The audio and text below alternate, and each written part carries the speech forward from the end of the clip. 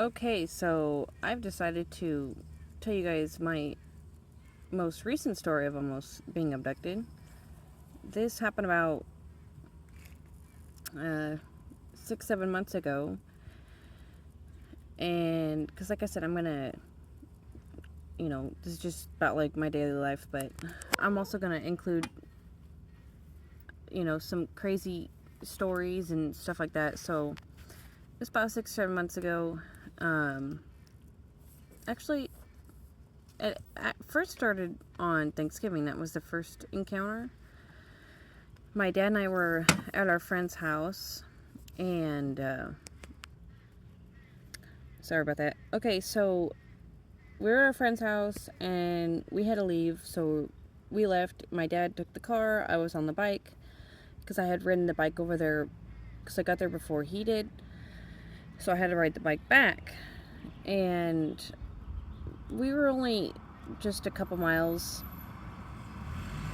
away from where we were staying, and because we were at our just temporarily parked in front of our cousin's house because we were working on the car. And so it was really foggy. It was probably, I think it was around 9:30 at night, and I think it was exactly 9:30 because I remember looking at my phone. I was like, what time is it? So I had my headlamp on, and it was extremely foggy. Extremely foggy. And I stopped for a minute, and I was texting my dad and letting him know I was just there, so he didn't get worried because it was taking a while because it was foggy. So I texted him and said, hey, it's really foggy. Just to let you know I'm almost there. I'm like 2 blocks away. And then I'm about to get on the bike and ride away. And it was just so weird because this guy rolls up. He's on the opposite side of the street. And I see the car. It's a white car. And he gets out. And I remember hearing the door slam and then reopen, which I thought was weird because you just slammed the door and then I heard it open again. And then he said, hey, you. And then I was like, what? And then I didn't say anything. Like, I was saying that in my head, saying what in my head. And he's like, what did he say? He said, hey, bro. Hey, bro. And he's crossing the street, and I'm looking around. Remember, this is happening in, like, a matter of seconds. I'm looking around. There's no one around me. There's actually not even any cars. So, I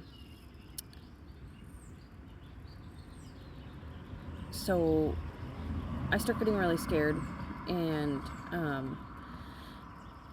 I started, like, riding the bike a little bit. Like, this guy can't be talking to me.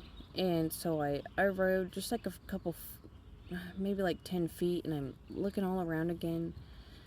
And he's like, hey, you, get the F back over here. Get the F back over here. And so I'm like, what? He is talking to me. And then next thing I know, I hear running, like footsteps. And so there's like the road, which is pavement. And then I'm on the side of the road. There's this, it's like the size of the road, but it's this dirt. It's dirt right next to the road. So it's kind of like it's a hill. It's hard to explain. And it's right on the side there, and I'm on top of the hill because that's where I rode my bike because people drive crazy.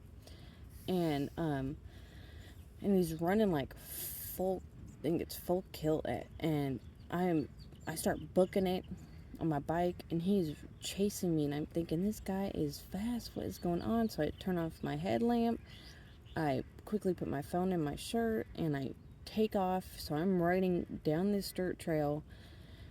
It's late at night, it's foggy, I can't see nothing.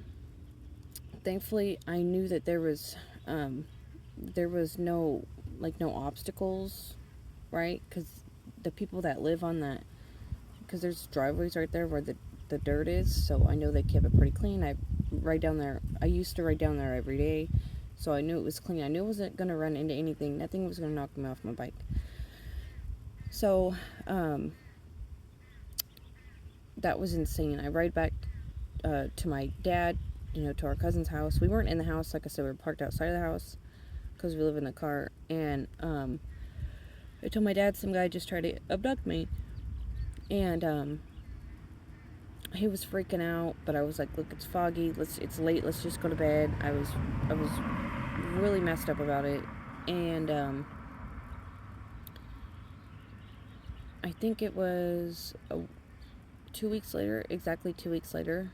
I had been out canning all day because we were late on some bills, so I went and I was picking up recycling because we had some bills that we hadn't paid for a while because we didn't have the money, and we just really had to get them paid.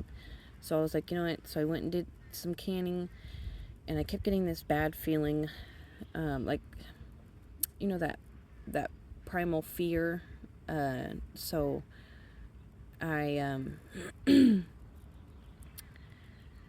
I was texting my dad saying, hey, I don't know why I'm getting this feeling. And I was about on the other side of town at this college, because I would get a bunch of recycling when I was there, like all around it, riding through it, everything. So I was all the way over there, and I told my dad I was going to head back because I was getting that bad feeling. And I've always gotten like premonitions, and I've always just known things, right? So, so I head back, and my dad knew about me getting that bad feeling, and so we were hungry, and I had found a $20 bill on the ground. So I told my dad, hey, I found some money. I'm gonna go get us a Little Caesars pizza.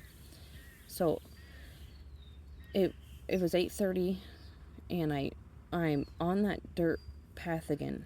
It's not foggy, and it is dark, and the cats get really excited when they see me, and they start like doing like having zoomies and stuff. So my dad and I were just talking about that, because when I got back on the bike, they were all excited. So I was like, I'm gonna go get a pizza, and then I rode away, and then I stopped right there by the lights, because here's the lights, and then it's the dirt trail, and it goes for a block, and then there's more lights, and then the dirt trail's gone. But it's kind of not that long of a block, but so I'm right there at the beginning. I just turned the corner, and I was just, I get curious, and I just think of things. So I Googled, why do my cats get zoomies when they see me? And I'm looking that up, and then all of a sudden, this car pulls up in front of me, and about like 6 or 7 feet in front of my bike. And I immediately recognize the car. And this guy gets out. He's like 6'5", 6'6". He was definitely really tall, and I'm 5'2". So he gets out, and he said, have you looked up in the sky lately, bro? And I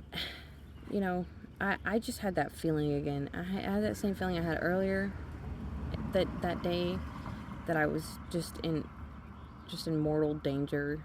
And I immediately thought, this is why I had that feeling earlier. And he left his driver's door open, and he doesn't care about anybody. I'm looking around, there's cars, he doesn't care. He's looking straight ahead, he's looking at me like he's just zeroed in on me. And so I said, excuse me? And I tried to get a picture of his license plate right then, because I still have my phone out. But his headlights were just too blurry, because it made the screen too blurry, because it was nighttime. And he said again, have you looked up in the sky lately, bro? And I wasn't going to look away from him. So I have this little phone purse, that hangs over me like a satchel, and I put my phone in there, because I got that after what happened on Thanksgiving, because I happened to shove my phone in my shirt. I don't usually do that, but I had to do that, and it's kind of hard to get it, in my bra. So I got that phone purse because of what happened. I wanted to be able to just stick my phone in the purse and then ride away. So I stuck my phone in there, and because he's stepping, this guy's tall, and he's taken like two big lurches at me, like one step, two step, and um, he's maybe, I don't know, a foot from me at this point. So I get back on my bike and I swerve to the right, and the road's right there. It's this really busy road, and I almost get hit by these cars. They're honking, and I turn around, head back to my cousin's house where we were at, and I'm freaking out, and I called the cops, and I hid my bike in her backyard because it's this yellow bike. I hid my bike in her backyard, and I called the cops. I reported it, and I was walking down the road trying to see if I could see his car. I was trying to get the license plate, but I couldn't see it. I don't even know if he had one on the back of his car, to be honest. So I seen him, and he was driving all around the streets. He was going up and down, and then he went on the other side of the lights, and when the cops pulled up, he was still right there, but when he saw the cops, he took off, and I was like, you guys need to go that way, you need to go that way. So a couple of the cops stayed behind, and a couple of the cops actually did take off to go catch him, but he was gone. It was just like he had seen them and then took off, and by the time I told them that's that car, they were just being slow to react. I think that's kind of an issue with cops, with people reporting things like that, like, you need to go catch him, you need to go catch that, or her, you need to go catch that person. They can kind of be slow to react about, at times, or maybe a lot of time, and I think that's the reason they didn't catch him. Maybe they weren't taking me seriously, and to like explain the whole situation to them. But the odd thing is, I had seen a few bikes around that neighborhood, like that area, with like on the sidewalk with nobody using them, and I was,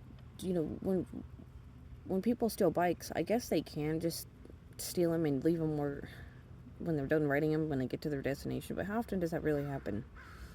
And so I thought that was just really strange. And the bikes would be there for a few days, and then they would disappear. And anyway, yeah, this happened in California, so just be safe, you guys.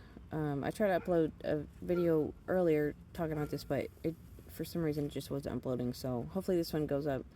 Please like, comment, subscribe. Please comment down below. Tell me your stories. And this is in California, not that long ago. Please be careful. Okay, please be careful, especially if you're out on your bike. And this wasn't even that late at night, and there was people. The first time it was foggy, okay, I get that. The second time there was people all around. Please be careful, and don't try to figure out what's going on. Don't second guess yourself. I took off immediately, and he chased me both times. Just trust your gut and just leave. All right, thank you for watching. Bye.